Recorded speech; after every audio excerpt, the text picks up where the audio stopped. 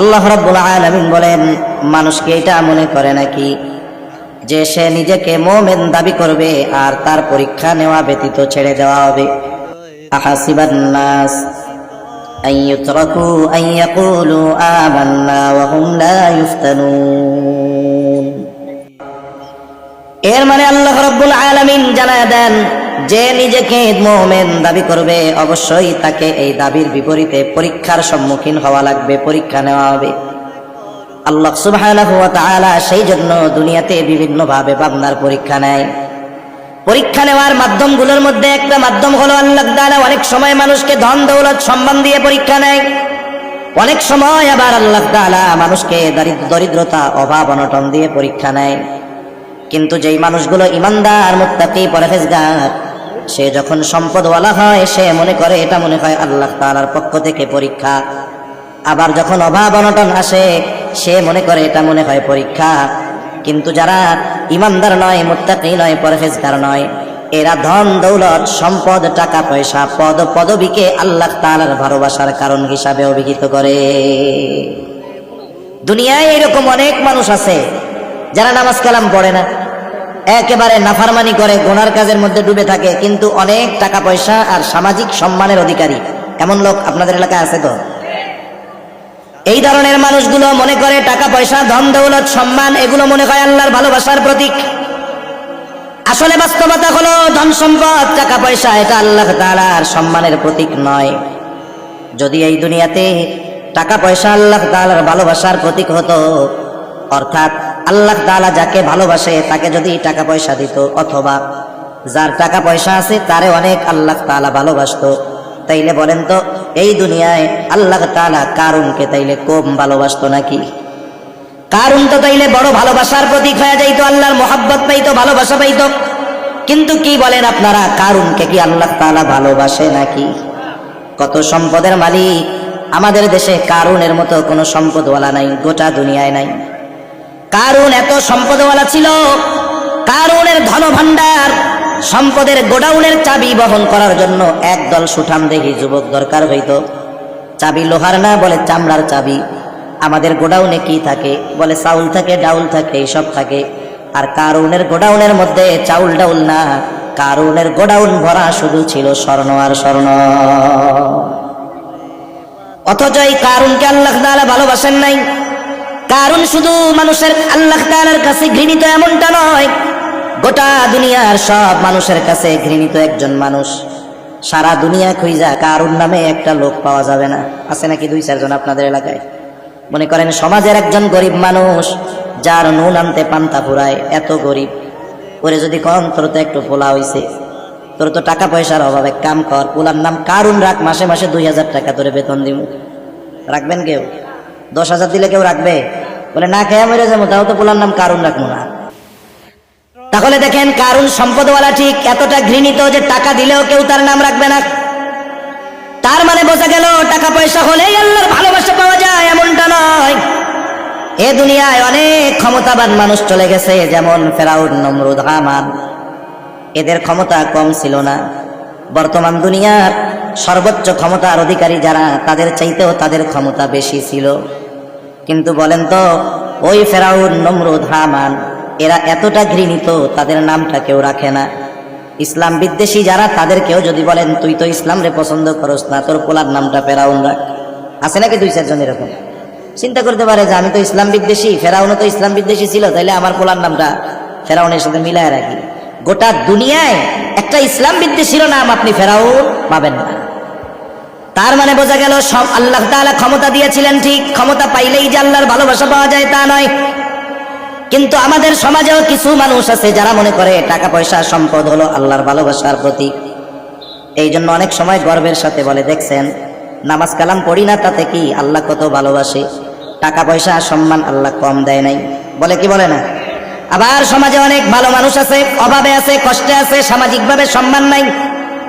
ওই বেনামাজি টাকা পয়সাওয়ালা নামাজি দরিদ্র মানুষটাকে টিটকারি করে বলে নামাজ কালাম পড়া লাভটা কি? আবার এরকম কয়, দেখ খায় কে, মোটা হয় কে, মানে নামাজ কালাম পড়ে কে, টাকা পয়সাওয়ালা হয় কে।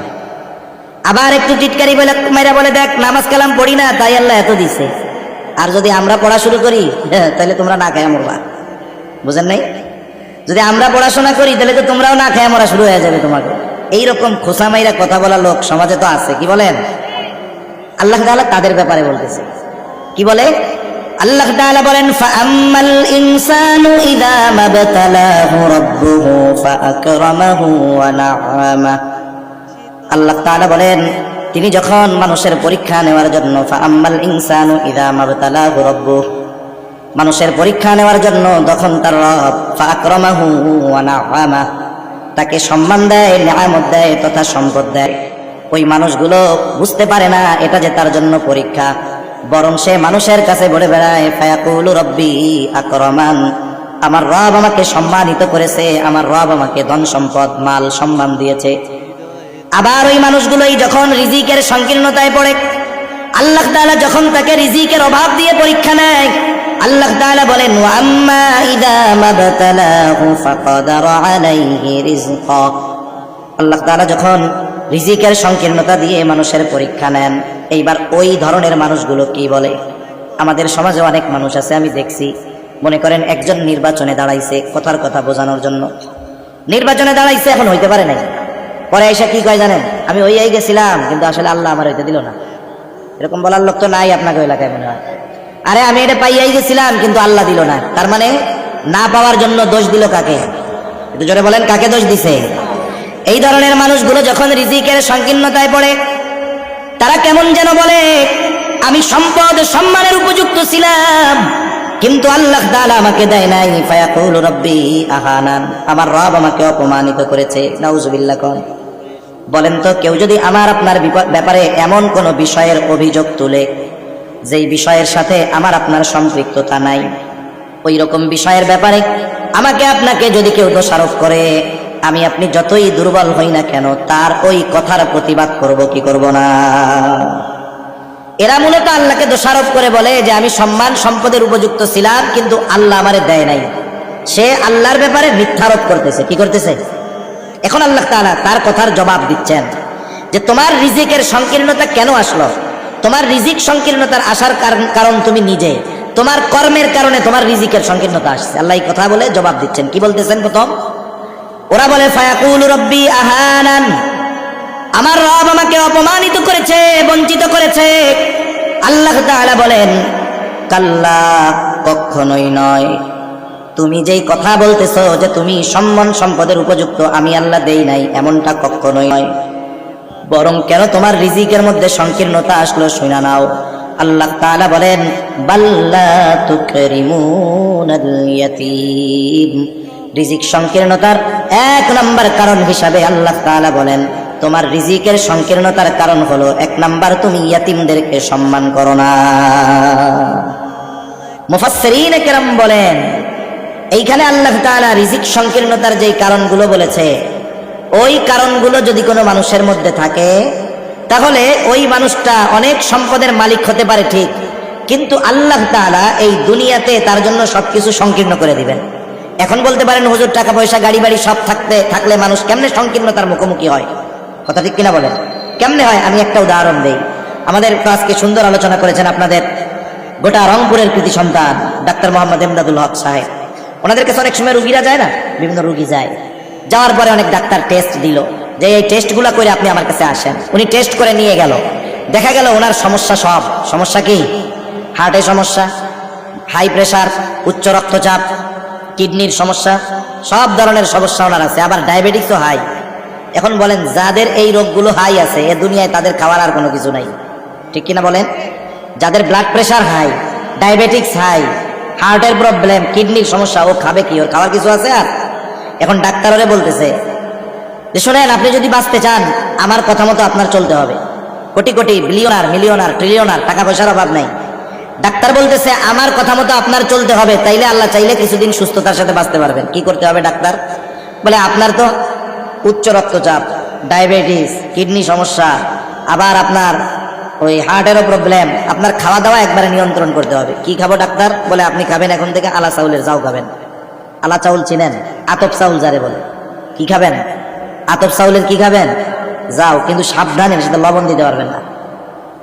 আমাদের এলাকায় গরু যারা পালেন এরা বুঝবেন, গ্রামে ভাতের মাড়ের সাথে কিছু ভাত না খাইয়া লবণ দিয়া যদি গরুরে দেয় খুব মজা করে খায় না? কিন্তু ভাতের মাড়ের সাথে আপনি যদি পোলাও চাল দিয়াও যাও বানাইয়া ভাত না খাইয়া দেন কিন্তু লবণ দেন নাই, গরুতে এক চাটা দিয়া মনে মনে করবে সরাও, এটা আমি খাবো না। ঠিক কিনা বলেন? টাকা নেই, কিন্তু আল্লাহ তাআলা যদি চান খাওয়া বন্ধ করে দিতে পারেন কি পারেন না? তাহলে বোঝা গেল সম্পদ অনেক, কিন্তু আল্লাহ তাআলা ক্লোজ করে দিছে। আবার কত জায়গায় এমন আছে, আপনাদের এলাকায় আছে কিনা জানি না, এদেশে সবচাইতে বেশি ডিউটি হলো মসজিদের ইমাম আর মাদ্রাসার শিক্ষকদের, আর সবচাইতে বেতন কম হইল মসজিদ আর মাদ্রাসার শিক্ষকদের। ঠিক কিনা বলেন? ডিউটির দিক দিয়া বেশি, বেতনের দিক দিয়ে কম। অনেক অঞ্চলে আলহামদুলিল্লাহ এখনো আছে এরকম, ইমাম সাহেবদেরকে বেতন না দিতে পারলেও তাজিম সম্মান মোহব্বত কিন্তু কম করে না। দেখা গেল এক এলাকায় 60টা ঘর আছে, একটা মসজিদ ইমাম একজন, সবাই হুজুরের খাওয়াইতে চায়। কমিটি কইছে ঠিক আছে 2 মাসে একজন খাওয়াবেন একদিন। এখন হুজুরের যেই দিন যেই বাড়িতে খাবার, দেখা যায় ওই দিন ওই বাড়ির মানুষ ভালো ভালো সব আয়োজন করে। আগামীকাল যার বাড়িতে খাবার, আগের দিনই খালাম্মা খালুরে বলে শোনো আগামীকাল তো হুজুরের খাওয়ান, 2 মাসে একবার খাওয়াই হুজুরে। ইলিশ মাছ পাইলে ইলিশ মাছ আইনো, ওই যে মোরগটা বড় হয়েছে ওইটারে আমি জব দিমু, তারপরে একটু ডিম আইনো, একটু দই আইনো, পায়েস রান্না করবো, দুধ আইনো। দেখেন খাবারটা কি খায় হুজুর। এখন 2 মাসে এক এক বাড়িতে পড়ে একদিন, যে খাওয়ায় 2 মাসে একদিন, হুজুর তো ডেলি খায়। ঠিক না? এইবার হুজুর যা খায় খাইয়ে আর কুলাইতে পারে না। মাস শেষে কি দেখা যাবে, বেতন দেয় 10,000, কিন্তু 1 মাসে আল্লাহ তাআলা যা খাওয়াইছে ওনার 3 মাসের বেতন দিয়াও খাইতে পারবে না। ঠিক কিনা বলেন? আবার বাজারে গেছে, মাছ কিনতে গেছে, মাছওয়ালা কয় হুজুর টাকা দেওয়া লাগবে না, হাদিয়া দিলাম। আরেকজনে বলে হুজুর আপনার এটা আমি হাদিয়া দিলাম। এখনো অনেক অঞ্চলে এরকম দেয় কি দেয় না? দেখা যাবে উপার্জন যা আল্লাহ তাআলা তার চাইতে তাকে আরো ভালো খাওয়ায়। তার মানে বোঝা গেল সম্পদের দ্বারাই যে রিজিক নসিব হয় বিষয়টা এমন নয়। অনেক সময় উপার্জন কম হলেও ওই অল্প উপার্জনে বরকত যিনি দেন তিনি কে? তাহলে আল্লাহ রাব্বুল আলামিন কিছু কর্মের কারণে মূলত রিজিককে সংকীর্ণ করে দেয়। 1 নম্বর কারণ, আল্লাহ তাআলা বলেন লা তুকরিমুনাল ইয়াতীম, তোমরা ইয়াতিমকে সম্মান করো না। এখন কথা হইল ইয়াতিম তো ছোট, তারে আবার সম্মান করে কেমনে? মুফাসসিরিনে কেরাম বলেন ইয়াতিমকে সম্মান করো না, এর দ্বারা উদ্দেশ্য হলো তোমরা ইয়াতিমের হক আদায় করো না। মনে রাখতে হবে ইয়াতিম আমার আত্মীয় হোক আর অনাত্মীয় হোক, দেশি হোক আর বিদেশি হোক, সে যদি ইয়াতিম হয় ইয়াতিম হিসাবে প্রত্যেকের কাছে তার কিছু হক আছে না নাই? সে আপনার আমার আত্মীয় না, কিছুই হয় না, কিন্তু সে ইয়াতিম, আমি জানি ইয়াতিম হিসাবে সে আমাদের কাছে কিছু হক প্রাপ্য আছে। সাধারণত সমাজে ইয়াতিম 2 ধরনের হয়। কয় ধরনের? একটা হলো ইয়াতিম ওর বাপ অনেক টাকা পয়সাওয়ালা ছিল, সে বাপ মা মারা গেছে, ও ইয়াতিম ঠিক, ও ধনী ইয়াতিম। আর একজন ইয়াতিম দরিদ্র ইয়াতিম, ওর বাপের টাকা পয়সাও নাই, মারা গেছে, টাকা পয়সা কিছু রাখা যায় নাই, ও গরিব মানুষ, গরিব ইয়াতিম। ইয়াতিম ধনী হোক আর গরিব হোক উভয়ের সাথে সদাচরণ করতে হবে, ভালো ব্যবহার করতে হবে।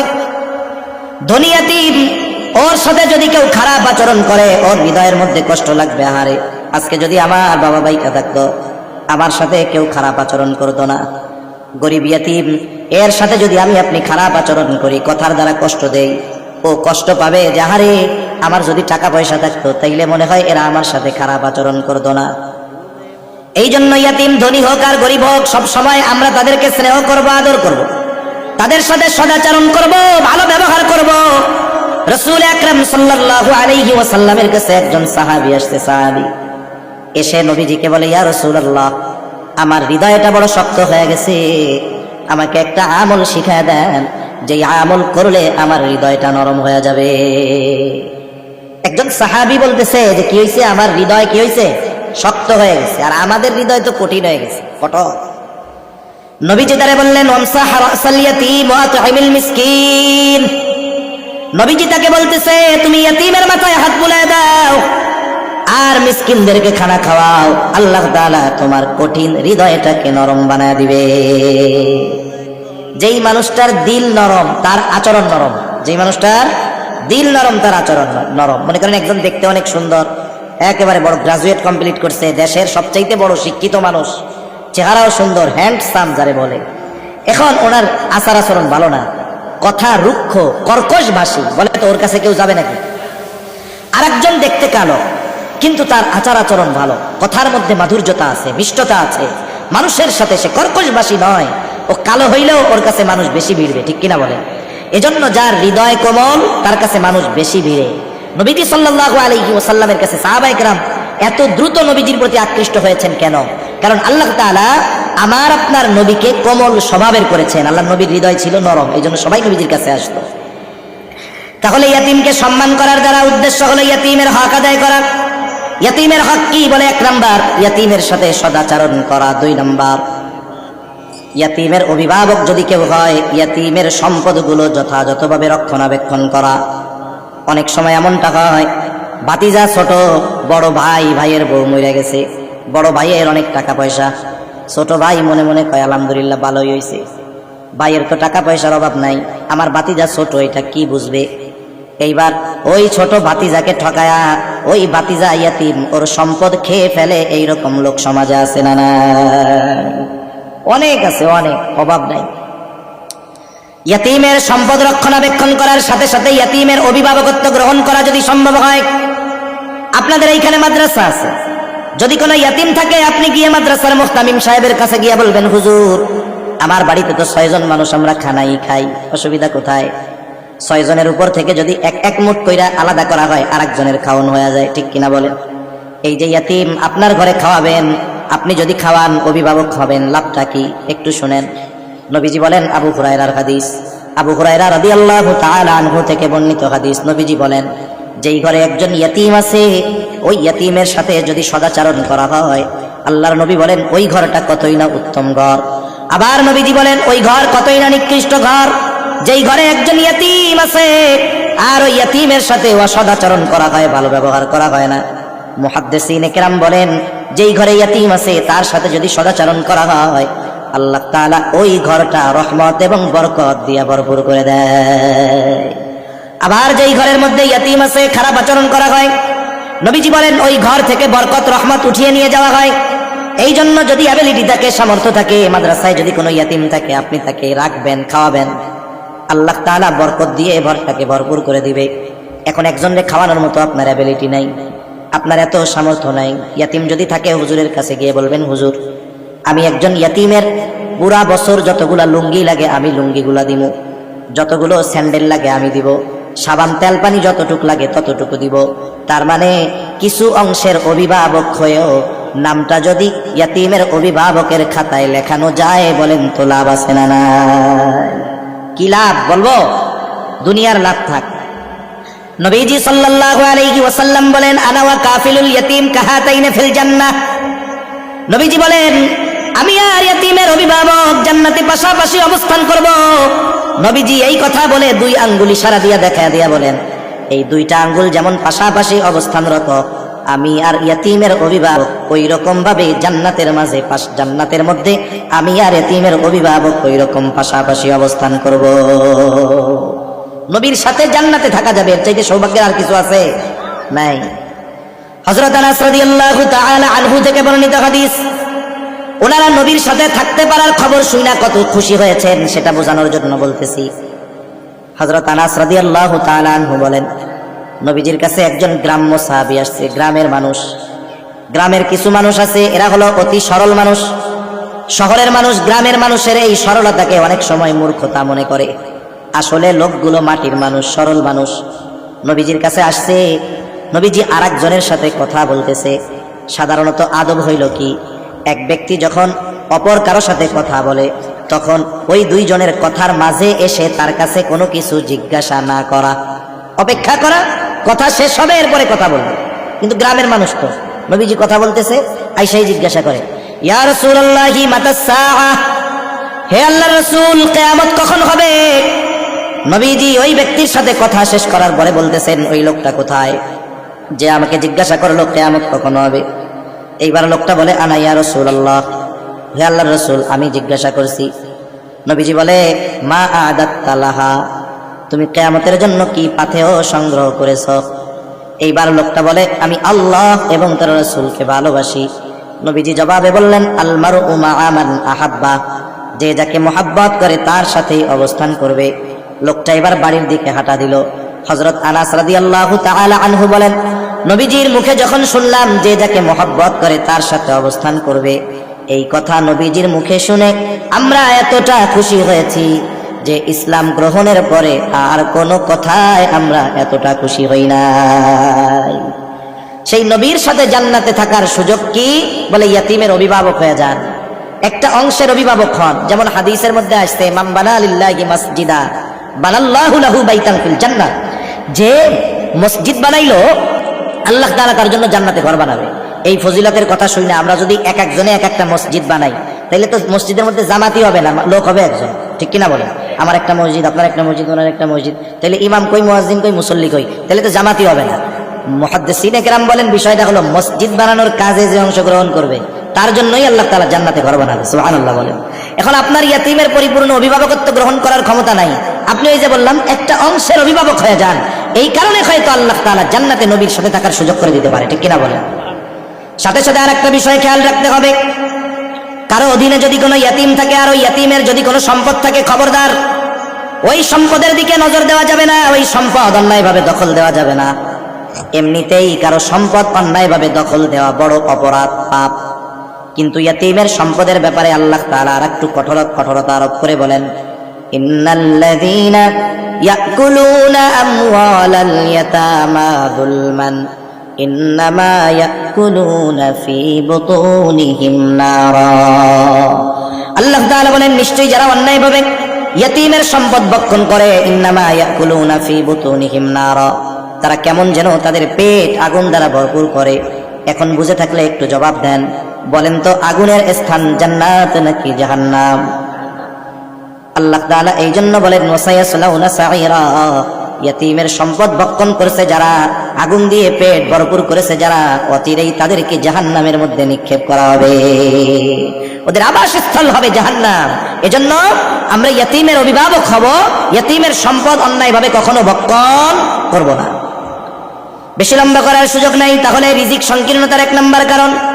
আল্লাহ তাআলা বলেন, লা তুকরিমুনাল ইয়াতীম, তোমরা ইয়াতিমের সম্মান করো না, অর্থাৎ ইয়াতিমের হক তোমরা আদায় করো না। ইয়াতিমের হক কি? এক নাম্বার সদাচরণ করা, তার সম্পদ ভক্ষণ না করা, প্রয়োজনে তার অভিভাবক হয়ে যাওয়া। এইগুলো যদি আমরা করি তাহলে ইয়াতিমের হক আদায় করা হবে। দুই নাম্বার, আল্লাহ তাআলা বলেন, ওয়ালা তাহাদ্দুনা আলা তাআমিল মিসকিন, তোমরা মিসকিনদেরকে খানা প্রদানে উৎসাহ দাও না, খানা নিজেও দাও না, আর একজনকেও খানা প্রদানে উৎসাহ প্রদান করো না। সাধারণভাবে খানা খাওয়ানো এটা ফজিলতের কাজ।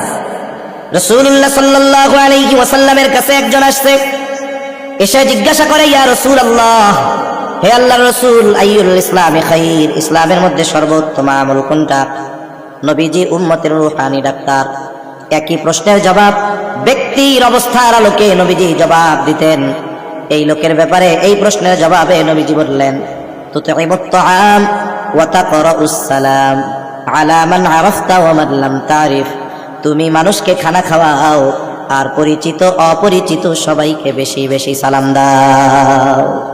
তাহলে কোনো ব্যক্তি যদি আরেক ব্যক্তিকে আল্লাহর জন্য খানা খাওয়ায়, একজন ধনী গরিবকে অথবা গরিব যদি ধনীকে খানা খাওয়ায় আল্লাহর জন্য, তাহলে বলেন ফজিলত আছে না নাই? তাহলে এক নম্বরে সাধারণভাবে নিঃস্বার্থভাবে আল্লাহর জন্য খানা খাওয়াইলে ফজিলত আছে। দুই নাম্বার, যদি প্রতিবেশী হয়, অভুক্ত তাকে খানা খাওয়ানো, এটা ঈমানি দায়িত্ব। রাসূলুল্লাহ সাল্লাল্লাহু আলাইহি ওয়াসাল্লাম বলেন, লাইসাল মুমিন আল্লাযী ইয়াশবাউ, ওই ব্যক্তি মুমিন নয় যে নিজে পেট পুরে খায় আর তার প্রতিবেশী অভুক্ত থাকে। নবীজি বলেন, ওই ব্যক্তি মুমিন নয়। একটা সময় বাংলা বইয়ের মধ্যে একটা কবিতা ছিল এরকম, এটা হাদিসের মধ্যেও আসছে। কিয়ামতের দিন আল্লাহ তাআলা বান্দাকে বলবে, বান্দা আমি অভুক্ত ছিলাম, আমারে খাবার দাও নাই, বান্দা আমি পিপাসিত ছিলাম, আমাকে পানি পান করাও নাই, আমি অসুস্থ ছিলাম, আমার সেবা শুশ্রূষা করো নাই, আমার বস্ত্রের প্রয়োজন ছিল, বস্ত্র দাও নাই। বান্দা এবার বলবে, আল্লাহ আপনার তো এই সমস্ত কোনো কিছুর প্রয়োজন হয় না। আল্লাহ তাআলা তখন বলবে, তোমার প্রতিবেশী অভুক্ত ছিল, তুমি তাকে যদি খানা খাওয়াইতা আমি আল্লাহ পেয়ে যাইতাম, তুমি যদি তার চিকিৎসা করতা আমি পেয়ে যেতাম, তুমি যদি পিপাসিতকে পানি পান করাইতা আমি আল্লাহ সেটা পেয়ে যাইতাম। তার মানে চিন্তা করে দেখেন, আমার প্রতিবেশী যদি অভুক্ত থাকে আর আমি মজা মেরে খাই, নবীজি বলেন তাহলে আমি আপনি মুমিন হতে পারি নাই। এজন্য যাদের অ্যাবিলিটি আছে, সামর্থ্য আছে, প্রতিবেশীর দিকে নজর রাখতে হবে। নবীজি এক হাদিসের মধ্যে বলেন, তোমরা তরকারির মধ্যে একটু ঝোল বাড়ায় দাও। কেন? বলে যাতে তোমরা প্রতিবেশীর খোঁজ খবর নিতে পারো। বুঝেন নাই? তাহলে সামাজিক হৃদ্রতা, মহব্বত, ভালোবাসা কেমন ছিল এখন তো আমার বড় শত্রুকে বলে আমার প্রতিবেশী, যে ও আমার বড় শত্রু, ওর সাথে আমার খালি বাড়ির সীমানা নিয়ে ঠেলাঠেলি। আপনাদের এলাকায় তো নাই আলহামদুলিল্লাহ এগুলা। প্রতিবেশী সবচাইতে বড় শত্রু। আর আমি যদি একটু ধনী হই, প্রতিবেশী যদি গরিব হয়, মোটামুটি আমি ফেরাউন আর ওইগুলো বনি ইসরাইল। ঠিক কিনা কন? বিল্ডিং বানাবে, 3 তলা বানাবে, ওর তো বাড়ি কিছু নাই, খোলা বান্ডা কবে দিক দিয়া মুখ, বুঝেন না কি করবে? ও 3 তলা বাড়ির থেকে ওর ওই দিক দিয়ে প্রস্তাব করায়, ওই প্রতিবেশীরে কষ্ট দেয়, থুতু ফালায়, আইটা পানি ফালায়। এরকম ভালো লোক তো আপনাদের এলাকায় আলহামদুলিল্লাহ নাই, আছে? মনে রাখবেন, আমি আপনি যত ধনী হই না কেন, রাতের বেলা যদি আমার বাড়ি আগুন লাগে, আমার চাচা ডিসি অমুক বড় অফিসার, ও আস্তে আস্তে বাড়ি পুড়ে ছাই হয়ে যাবে। ঠিক কিনা বলেন? আমার বিপদে আমার কষ্টে সবচাইতে আগে দৌড়িয়ে আসবে কে বলেন? আয়েশা সিদ্দিকা রাদিয়াল্লাহু তাআলা আনহা নবীজিকে জিজ্ঞাসা করতেছে, ইয়া রাসূলুল্লাহ, প্রতিবেশীর ব্যাপারে কে আমার কাছে বেশি হকদার? যদি আমার ঘরের কাছাকাছি পাশে হলো একজন ইহুদি, দূরে একজন মুসলমান, কে হকদার বেশি? নবীজি বললেন, যার দরজা তোমার দরজার কাছে বেশি, প্রতিবেশী হিসাবে তার হকটাও বেশি। আপনার আমার কাছে যদি একজন কাফেরের বাসা হয়, যেহেতু সে আমার কাছে, এই কাফের, এই অমুসলিম, সে প্রতিবেশী হিসাবে আমার কাছে সবচাইতে বেশি হকদার। এটা ইসলামের সৌন্দর্য, এটা আমাদের জানা নাই, এই জন্য প্রতিবেশীর সাথে ভালো ব্যবহার করি না। আর যদি আমার প্রতিবেশী একজন মুমিন হয়, সে প্রতিবেশী হিসাবে হকদার ভালো ব্যবহারের, সাথে সাথে একজন মুমিন হিসাবে সে আমার কাছে আরো বেশি ভালো ব্যবহারের হকদার। ঠিক কিনা বলেন? এজন্য প্রতিবেশী যদি অভুক্ত থাকে, খানা খাওয়ানো ঈমানি দায়িত্ব। আত্মীয় স্বজনকে বিবাহ অনুষ্ঠানে যদি দাওয়াত দিয়ে খানা খাওয়ান, ফজিলত আছে না নাই? ওই যে বলে না, আছে না? এখন যদি খানা খাওয়াইয়া টাকা নেওয়ার জন্য টেবিল পাইতে বসে থাকেন, বলেন ফজিলত আছে না নাই? কেন নাই? টাকা পাইছেন, এটা ফজিলত না? হ্যাঁ, খাওয়াবেন 500 টাকা, টাকা কি 1000-এর কম দেওয়া যায় নাকি? এখন এই দাওয়াত দিয়ে খাওয়ানো, এটা এক ধরনের ডাকাতি হয়েছে। ঠিক কিনা বলেন? আগে দেখছি গ্রামে দাওয়াত না দিলে মুরব্বীরা রাগ হইতো। মনে করেন আমার এক দাদা রাগ হয়েছে, রাগ হয়ে মুখ এরকম ফুলায় বসে রয়েছে। কি হয়েছে দাদা? কয় আমার ভাতিজির বিয়া হয়েছে, আমারে দাওয়াত দিল না। আরে আপনার ভাই ভাতিজি সব তো আমরা চিনি, আপনার আবার কোন ভাইয়ের মাইয়ের বিয়া হয়েছে বিবাহ দাওয়াত দেয় নাই আপনারে? বলে আমার ফুফতো ভাইয়ের, মামাতো ভাইয়ের, খালাতো ভাইয়ের, চাচাতো ভাইয়ের, মামাতো ভাইয়ের, ওই যে এক ভাই হয়, ওই ভাইয়ের মেয়ে বিবাহ দিছে, আমার দাওয়াত দেয় নাই। 16 জোড়া দেওয়ার পরে হলো ফুফাতো ভাই না চাচাতো ভাই, আর এখন আপন ভাইয়ের খোঁজ নাই। ঠিক কিনা বলেন? তার মানে মুরব্বীরা আগে দাওয়াত না দিলে রাগ হইতো, এখন দাওয়াত দিলে বিশ্বাস করেন আমি টেনশনে পড়ে যাই। চাকরিজীবীরা দাওয়াত দিলে উনি টেনশনে পড়ে যাবে যে বিবাহের দাওয়াত যে দিছে, খাইয়া কি 1000 টাকা 2000 টাকার কম দেওয়া যাবে? যদি প্রতি শুক্রবার এক একটা বিয়ার দাওয়াত থাকে, তাইলে তো ওর গরু বেচে সেই বিয়ের দাওয়াত খাওয়া লাগবে। ঠিক কিনা বলেন? আবার আগের আমলে কত হৃদ্রতা ছিল, আপনারে দাওয়াত দিছে বিবাহের আপনার আত্মীয় বাড়ি থেকে, আপনি বিবাহের দিন দুপুরবেলা গিয়া উঠছেন, আপনার উপরে তারা রাগ। কি জন্য রাগ? বলে দাওয়াত দিছি, অন্যান্য কথা যেমন তেমন, আপনি আজকে আইছেন, আপনি তো আরো 2 দিন আগে আসবেন। ঠিক কিনা বলেন? আর এখন দাওয়াত দিলে 2 দিন আগে গিয়া যাইয়া দেখেন কি কইবে, ওরে বাবারে বাবা, 6 বেলা খাবে, আবার বিয়ার দিন খাবে 7 বেলা, টাকা 1000-এর বেশি দিত না। তাহলে এই যে দাওয়াত দিয়ে খাওয়াইয়া যে টেবিল পাইতে টাকা নেয়, এটা হলো ডাকাতির মতো, ভদ্র ডাকাতি। কি ডাকাতি বলেন? আমরা খানা খাওয়াবো কার জন্য জোরে বলেন? দাওয়াত দিয়া মাইকে অ্যানাউন্স করে দিবেন, আত্মীয় স্বজনকে গিয়ে বলবেন, দাওয়াতের কার্ডের মধ্যে কোরআনের এই কথাটা লিখে দিবেন। কি কথা? ইন্নামা নুতঈমুকুম লিওয়াজহিল্লাহি লা নুরিদু মিনকুম জাযাআও ওয়ালা শুকুরা। লিখে দিবেন যে খানা খাওয়াইছি আল্লাহর জন্য, লিওয়াজহিল্লাহ, আল্লাহর জন্য আপনাদেরকে খানা খাওয়াইছি, লা নুরিদু মিনকুম জাযাআও ওয়ালা শুকুরা, আপনাদের কাছে আমরা কোনো প্রতিদান চাই না।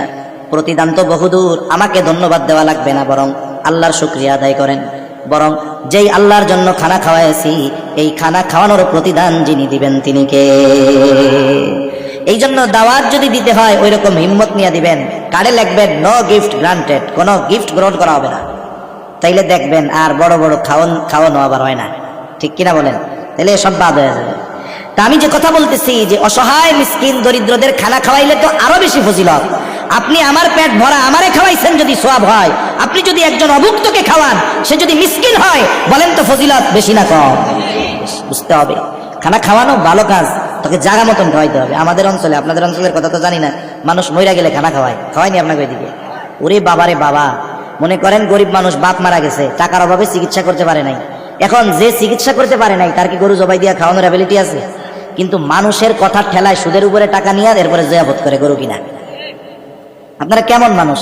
এই খাওয়াইতে জোর দেন, আর ও বা কেমন মানুষ, কেমনে খাওয়ায়? আবার কতজন আছে ঢাকা শহরে অনেক টাকা পয়সার মালিক, অসুস্থতায় পয়সা পয়সা মরতেছে, চিকিৎসার টাকা নাই, লোকটা মারা গেছে, একটা টাকাও চিকিৎসার জন্য পাঠায় নাই।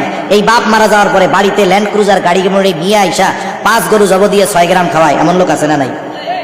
ও আব্বার জন্য খাওয়ায় নাই, ও খাওয়াইছে কেন জানেন? ওই যে বুড়িটা মরছে রে, আলহামদুলিল্লাহ খুব ভালো হয়েছে, সম্পদগুলো এখন আমরা ব্যবহার করতে পারবো। একটা হলো শোকে খাওয়ায় আর একটা হলো সুখে খাওয়ায়, শব্দ দুইটা কাছাকাছি না? কাছাকাছি না? শোক সুখ। ও আসলে শোকে খাওয়াই নাই, আল্লাহর জন্য খাওয়াই নাই, খাওয়াইছে কিসের জন্য? বাপ মরছে, ভালো হয়েছে এই জন্য। আবার দেখেন, এই ধরনের খাবার খাওয়াইতে আমি নিরুৎসাহিত করতেছি না। বাবা মারা গেছে, মা মারা গেছে, মানুষকে খানা খাওয়াবে, ফজিলতের কাজ। কিন্তু এই খাবারগুলোর হকদার কারা ছিল?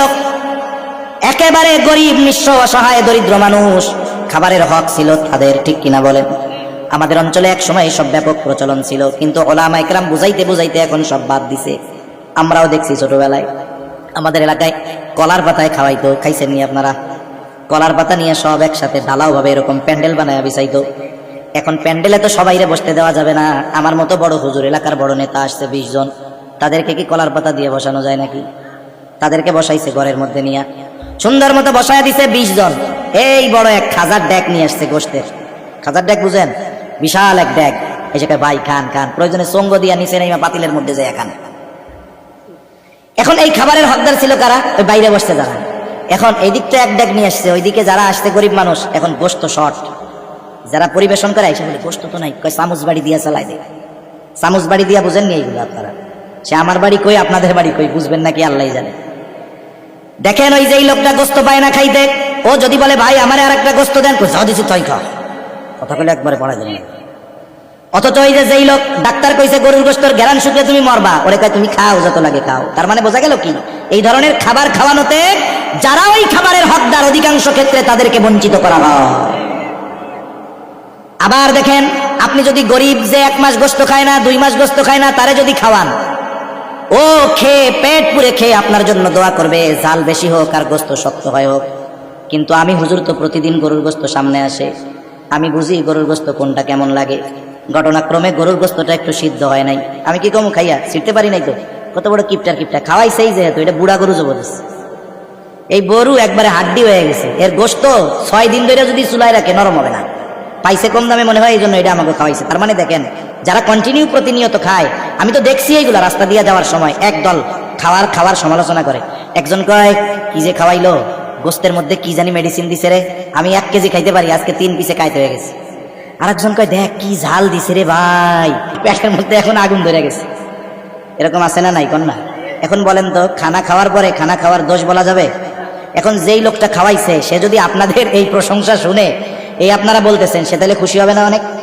আপনি তারে কিপটা কইলেন, সিটিং বাস কইলেন, এই যে গিবত করা হইল না? সারা দুনিয়ার খাওয়ানো যদি এক পাল্লায় রাখা হয়, বলেন তো এই খাবারের বদনাম অথবা ওই যে দাওয়াত দিছে তার বদনামের মাধ্যমে যদি গিবত করা হয়, এই গিবত একটার গোনা যদি এক পাল্লায় দেওয়া হয়, নিঃসন্দেহে সারা জীবন খাওয়ানোর যেই সওয়াব হবে তার চাইতে ওই গিবতের পাল্লাটা বেশি ভারী হবে। আমাকে আগে বুঝতে হবে, আমার বাপ মারা গেছে, আমি আমার বাপের ফায়দা চাই, তার জন্য কোথায় ব্যয় করলে আমার সওয়াব? আপনি 10টা ইয়তীমের খরচ দিয়ে দেন, মাদ্রাসার মধ্যে ঘর নাই, মাদ্রাসা একটা ঘর বানায় দেন, মসজিদ ঠিক করে দেন, এতে আপনার বাবার আসল উপকার হবে, ঠিক কিনা বলেন? এই জন্য খানা যদি খাওয়াইতে হয় জায়গা মতো খাওয়ানো লাগবে। আল্লাহ তাআলা সেই কথাই বলেন, তোমরা মিসকিনদের খানা দাও না। মিসকিনদের খানা যারা না খাওয়ায়, আল্লাহ তাআলা বলেন রিজিক সংকীর্ণ হয়ে যায়। 3 নাম্বার রিজিক সংকীর্ণতার কারণ আল্লাহ তাআলা বলেন ওয়াতাকুলুনাত তুরাসা আকলাল লাম্মা, ওয়ারিসি সম্পদ সব তোমরা একা খেয়ে ফেলাও। রাত 1:45 বাজে গেছে, আমি অল্প সময়ের মধ্যে শেষ করে দিব। বিষয় হলো অনির্দিষ্ট গন্তব্য কাছে হইলেও দূরে মনে হয়। আপনি যেই জায়গায় জীবনেও যান নাই, এখন তো ডিজিটাল ম্যাপ ট্যাপ আছে, জীবনেও যান নাই, নতুন এলাকা, যাওয়ার সময় কি দূরে লাগে কি লাগে না? কেন লাগে কোন? তো আপনি তো ওই জায়গাটা চিনেন না, কিন্তু আসার সময় কি মনে হয়, ও আল্লাহ এতেই 5 মিনিটে চলে আসলাম, ঠিক কিনা বলেন? এখন আমি তো বলতেছি এরকম, অনেকে রাত যত গভীর হয় বেনামাজিদের টেনশন নাই। কত মাহফিল আছে, বক্তা জিজ্ঞাসা করে ওয়াজ চলবে, একদল লাফায় উঠে হুজুর চলবে। কতক্ষণ চলবে? হুজুর সারা রাত চলবে। যেই কয়টা কয় হুজুর সারা রাত চলবে, একটাও নামাজ পড়ে না। কারণ ওর তো টেনশন নাই, ও চিন্তা করে আমি তো রাত 2টা 3টা 4টা 5টায় ফজরের আজানের একটু আগে ঘুমাই, মোবাইল টোবাইল টিপা, তা আজকে একটু ওয়াজ শুনাই ঘুমাই। কিন্তু রাত যত গভীর হয় নামাজি চিন্তা করে হুজুর তো কাম 12টা বাজায় দিচ্ছে, গরমের কাল আর আছে মাত্র 4 ঘন্টা 5টা বাজতে, তো নামাজ এমনি কাজা হয়ে যাবে। প্রত্যেক জিনিসের অ্যাকশন আর রিয়াকশন থাকে। উচিত ছিল কি, যেই এলাকায় যেই রাত্রে ওয়াজ হবে পরের দিন ওই এলাকায় ফজরের নামাজে যদি আগের দিন 1 কাতার হয় পরের দিন হবে 2 কাতার, ঠিক কিনা বলেন? কত জায়গায় ওয়াজ মাহফিলে গিয়ে আগে থাকতাম। থাকার ক্ষেত্রে আমি যদি থাকি কোথাও, আমি মসজিদটারে পছন্দ করি বেশি। এর কারণ আছে, কারণ মসজিদ থাকলে কমপক্ষে নামাজ কাজা হওয়ার কোনো সম্ভাবনা নাই। এক এলাকায় গেছি অনেক আগে, ওয়াজের পরে আমিও শুইছি, লম্বা সফর করে গেছি, তখন গাড়ি ছিল না, বাসে গেছি। এখন যাওয়ার পরে আমিও ঘুমাইছি, সবাই ঘুমাইছে, এখন ঘুম যখন ভাঙছে ফজরের ওয়াক্তই শেষ। তার মানে কি ওয়াজ হইলো, আমি ওয়াজেরও ফজরের নামাজ শেষ। তাহলে যেই এলাকায় ওয়াজ হয় ওই এলাকায় অ্যাকশন হওয়ার দরকার ছিল, পরের দিন ফজরের নামাজে লোক সংখ্যা বাড়বে। কিন্তু সব জায়গায় একই আমল, ওয়াজের পরের দিন ফজরের নামাজে ইমাম মুয়াজ্জিনেরই নামাজ পড়তে 12টা বেজে যায়। এজন্য উচিত 11টার মধ্যে মাহফিল শেষ হওয়া। রাগ হইতেছেন নাকি আপনারা? 11টার মধ্যে শেষ হওয়া দরকার। এই ট্র্যাডিশন আমাদের বাদ দেওয়ার দরকার, এই অভ্যাস আমাদের বাদ দেওয়া দরকার। কারণ আপনি কন্টিনিউ একটা কাজ করেন, আপনি ঘুমান প্রতিদিন, পরিশ্রমী মানুষ, 10টায়, আজকে আপনি একটাই বিছানায় যায় দেখেন আপনার 3টার আগে ঘুম আসবে না। ঘুম আসবে তখন ফজরের রক্ত কাছাকাছি, শয়তান এসে ঠ্যাং টিপবে, দেখবেন তখন কি ঘুমটা আসে আপনার। এজন্য আমি আর 10-15 মিনিট সর্বোচ্চ শেষ করে দেবো ইনশাআল্লাহ, 10 মিনিটের মধ্যে ইনশাআল্লাহ। তাহলে রিজিক সংকীর্ণতার তৃতীয় কারণ যে ওয়ারিসি সম্পদ সব তোমরা একা খেয়ে ফেলো। ওয়ারিসি সম্পদ একা খেয়ে ফেলো। আল্লাহ তাআলা কোরআনুল কারীমের মধ্যে সম্পদ বন্টনের নীতিমালা দিয়ে দিয়েছেন। আল্লাহ তাআলা বলেন, ইউসিকুমুল্লাহু ফি আওলাদিকুম লিয-যাকারি মিসলু হাযিল উনসায়াইন।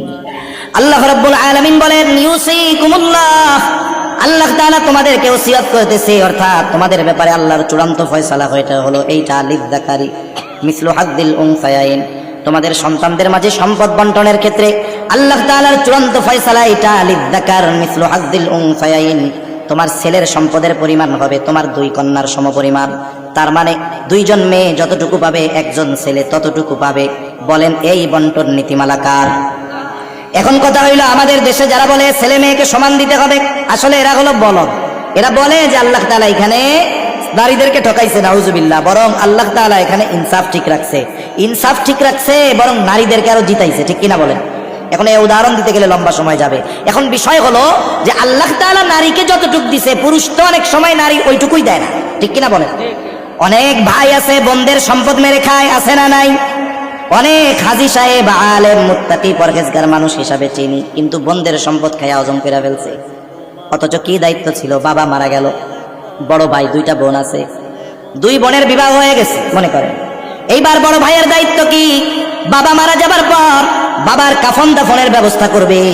এরপরে বাবা যদি কোনো ঋণ থাকে ঋণ পরিশোধ করবে।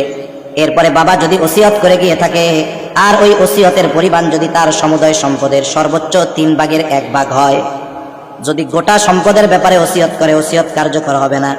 একজন মৃত্যু পথযাত্রী মানুষ ওসিয়ত করতে পারবে সর্বোচ্চ 3/1, সর্বোচ্চ ওসিয়তটাকে পূরণ করবে।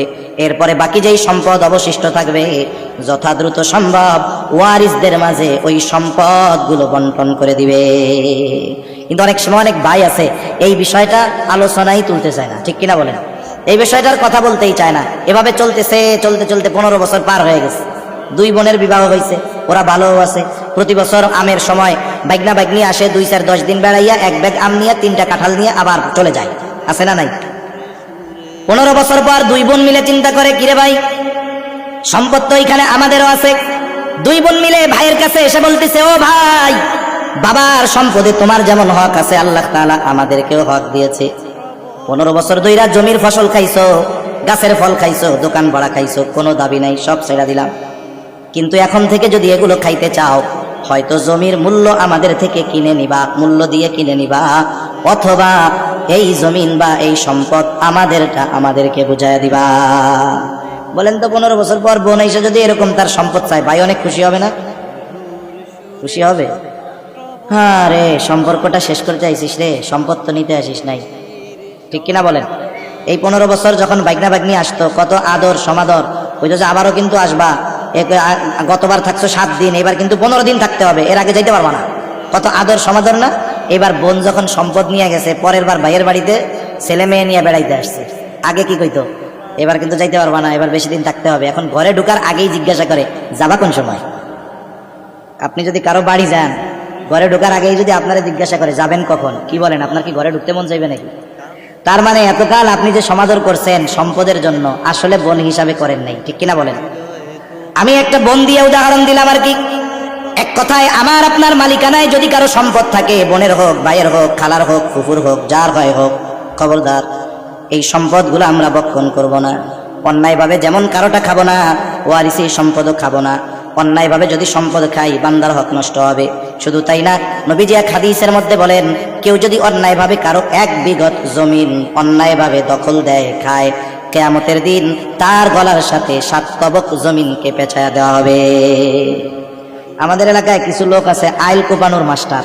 আইল কোপানো চিনেন? যাক মোটামুটি আপনারা বুঝেন। এক হাজী সাহেব একজনরে নিয়োগ দিছে যে তুই আমার আইলটা কোপাই দিবি, আইল। এখন ওই ভদ্রলোক আইল কোপাইতেছে কোদাল দিয়া এরকম বেকা করে করে। হাজী সাহেব এই কোপানো শিখছে, দিক দাও। এবার হাজী সাহেব কোদাল রে বেকা করে এই পথে মারছে কোপ, মানে উপরে আছে নিচে নাই।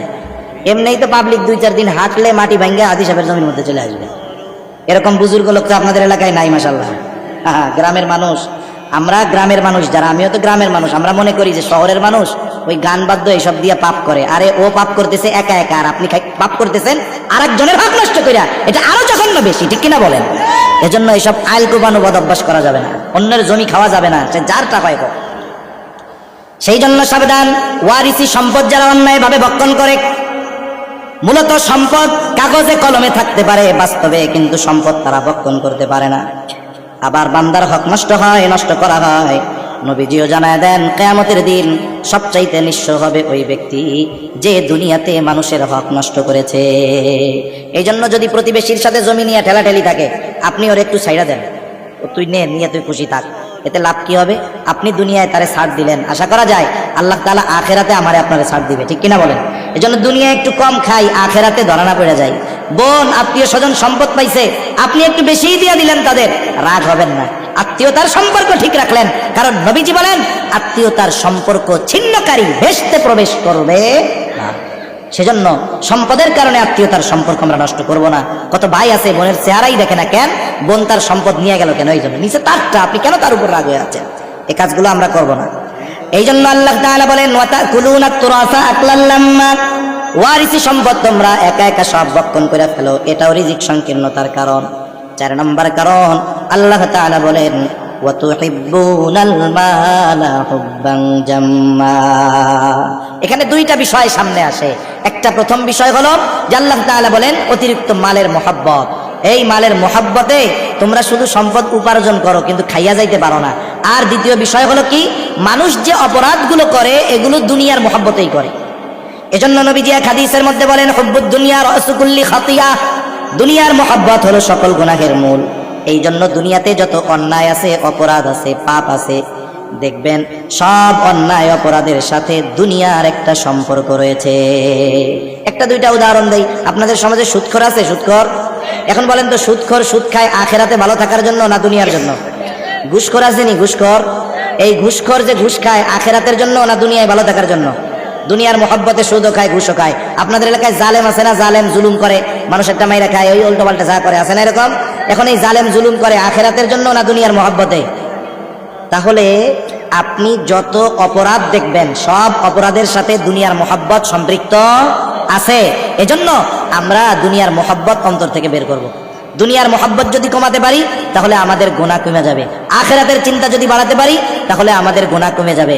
আর এই যে কাজগুলো, যদি এতিমদের খানা খাওয়া, এতিমদের সম্মান করি, হক আদায় করি, মিসকিনদের খানা খাওয়াই, আমার কাছে যদি কারো হক থাকে যথাযথভাবে বুঝে দেই, আর যদি আল্লাহর মহব্বত অন্তরের মধ্যে ঢুকাই, আল্লাহ তাআলার ওয়াদা, মুফাসসিরিনে কেরাম বলেন ওই লোকটার উপার্জন যত কম হোক না কেন, আল্লাহ তাআলা এই দুনিয়ায় ওকে কারো মুখাপেক্ষী করবে, আল্লাহ তাআলা বরকতময় রিজিক দিবে।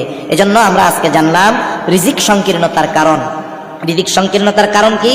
ইয়াতিমদের হক আদায় না করা, মিসকিনদের খানা না দেওয়া, ওয়ারিসদের সম্পদ ভক্ষণ করে ফেলা, দুনিয়ার মহব্বতকে প্রাধান্য দেওয়া, মালের মহব্বতকে প্রাধান্য দেওয়া, এইগুলো যদি অন্তর থেকে বাইর করতে পারি, এর ব্যতিক্রমটা করতে পারি, অর্থাৎ ইয়াতিমদের যদি হক আদায় করতে পারি, মিসকিন অসহায়দেরকে যদি খানা খাওয়াই, ওয়ারিসের সম্পদ যদি বুঝায় দেই, আর এই দিলের মধ্যে যদি আল্লাহর মহব্বতকে প্রাধান্য দেই, আল্লাহ তাআলার ওয়াদা, আল্লাহ তাআলা আমাদের রিজিককে প্রশস্ত করে দিবে। কি করে দিবে বলেন? প্রশস্ত করে দিবে। এবং সাথে সাথে আমরা আল্লাহ তাআলার কাছে দোয়া করব, আল্লাহুম্মা রযুকনা রিজকান ওয়াসিআ, আয় আল্লাহ আপনি আমাদেরকে প্রশস্ত রিজিক দান করেন। আমি কেন বললাম কথাগুলো, যে বর্তমান সময়ে দেখবেন মানুষের উপার্জন যা তার চাইতে ব্যয় বেশি না কম। এত দ্রুত দ্রব্যমূল্য বেড়েছে, ঊর্ধ্বগতি হয়েছে, যে মানুষ তার উপার্জনের সাথে ব্যালেন্স করতে পারতেছে না। উপার্জন বাড়তো, আস্তে আস্তে দাম বাড়তো, তাহলে এটার সামঞ্জস্যতা করা যাইত। কিন্তু হঠাৎ করে জিনিসের দাম এত বাড়ছে, উপার্জন এত বাড়ে নাই। আমরা চিন্তিত হয়ে গেছি, আমরা টেনশনে পড়ে গেছি যে অল্প উপার্জন দিয়ে কেমনে পয়সা থাকবো। কিন্তু শুধু জাগতিক আসবাব আমাদের অভাব দূর করতে পারবে না, জাগতিক আসবাব আমাদের রিজিকের সংকীর্ণতা দূর করতে পারবে না। এই বিষয়গুলোর জন্য আমাদেরকে আল্লাহ প্রদত্ত যেই প্রেসক্রিপশন, আল্লাহ প্রদত্ত যেই দিক নির্দেশনা, ওইগুলাও যদি অনুসরণ করি, আল্লাহ তাআলা দেখা যাবে অল্পতে আমাদের বরকত দিয়ে দিবে। ঠিক কিনা বলেন? এজন্য আমরা আমাদের রিজিক প্রশস্ততার জন্য এই আমলগুলো করব, রিজিকের সংকীর্ণতা থেকে বেঁচে থাকার জন্য এই মন্দ কাজগুলো বাদ